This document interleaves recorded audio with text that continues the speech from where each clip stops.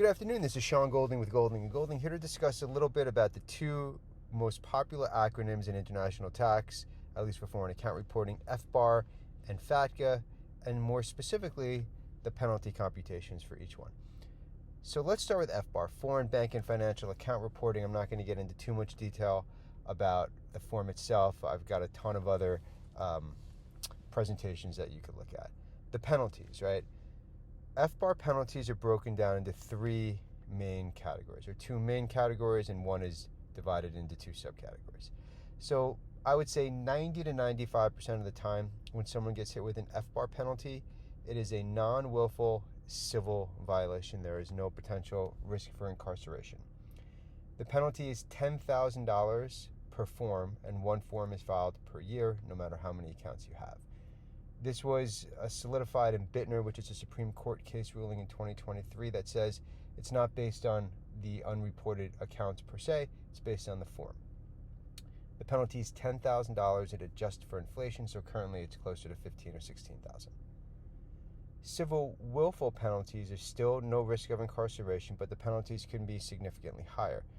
It's 50% maximum value of the unreported accounts with a minimal penalty of $100,000. So that's the floor. So let's say, for example, you had $2 million of unreported accounts, potential penalty could be $1 million. Let's say you had $50,000 of unreported accounts. Well, your FBAR willful penalty could still be $100,000. That too adjusts for inflation, so you're looking at something closer to $150,000. Criminal penalties, as I've mentioned, is rare.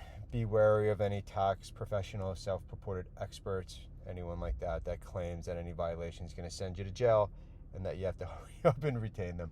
99% of the time it's nothing criminal, and when it is, it usually involves several other issues: money laundering, tax fraud, tax evasion, structure, and smurfing, things of that nature.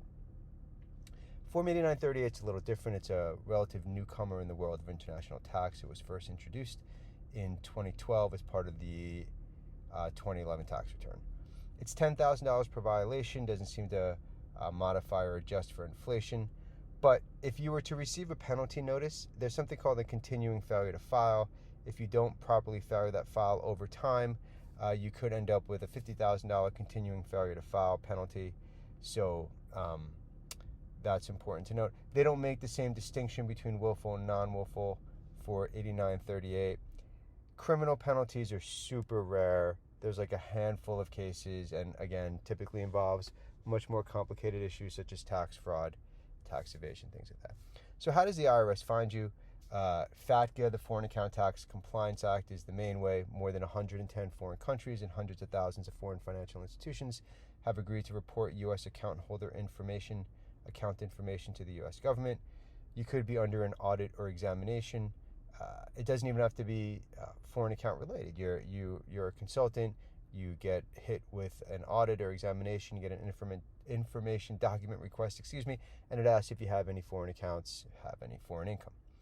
Whistleblower is the worst. It's when a third party blows the whistle on you, ex-spouse, ex-lover, ex-business partner, someone who just doesn't like you.